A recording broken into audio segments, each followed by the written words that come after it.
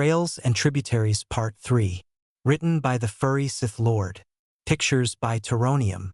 Doxy ran into the forest and frantically looked around trying to see where the yotes were hiding.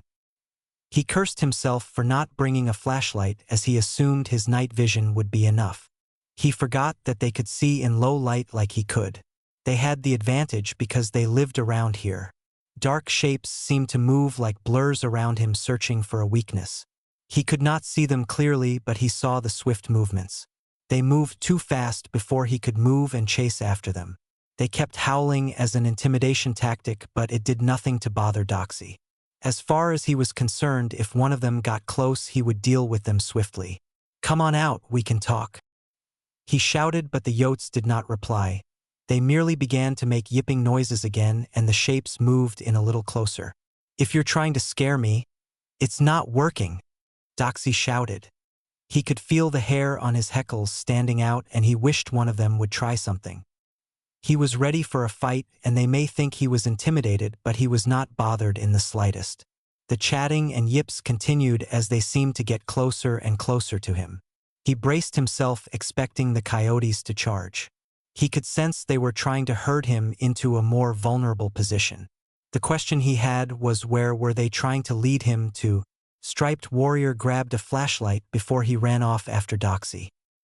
His friend was nowhere to be seen, and even with the flashlight, he could not see much of the forest's foliage.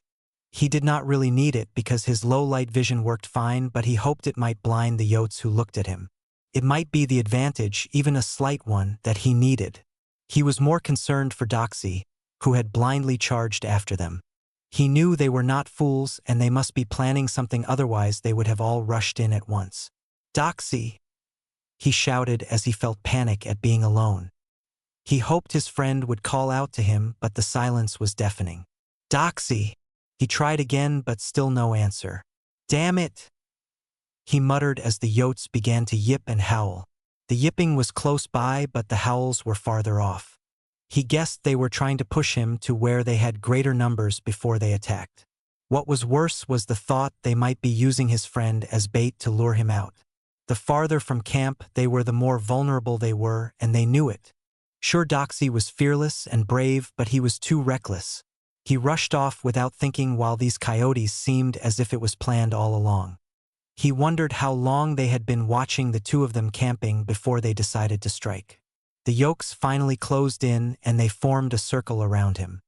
He watched them as they all stood holding spears as they sneered at him. They stood upright, and a couple cringed when he shone the flashlight on them, but for the most part they were not at all intimidated. They looked like little tan and brown foxes. They were clad like tribals, only wearing loincloths to cover them, and the rest of them were decorated by paint.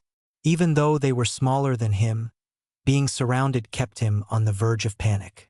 "Hi!" Striped Warrior said weakly, but they just stared at him.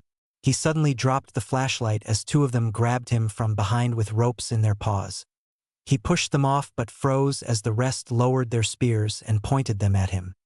He stood by helplessly as they bound him with his arms behind his back. He was lowered to the ground where they finished hog-tying him. He blushed as they laughed, and a large pole was used to pick him up as they transported him back to their camp. They set him down next to Doxy, who was tied in the same manner as he was. "So, they got you too," Doxy said to him.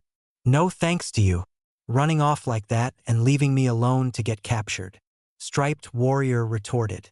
The sound of drums beating silenced them, and the tribe's alpha entered, being followed by the medicine fur. They guessed he was a holy person because he had bones that were sewn into his skin. He also had multicolored feathers that adorned him. The tribals quickly bowed at their approach, and Doxy and Striped Warrior looked at each other nervously. This ends Part 3. We hope you enjoyed it. See you next time for Part 4.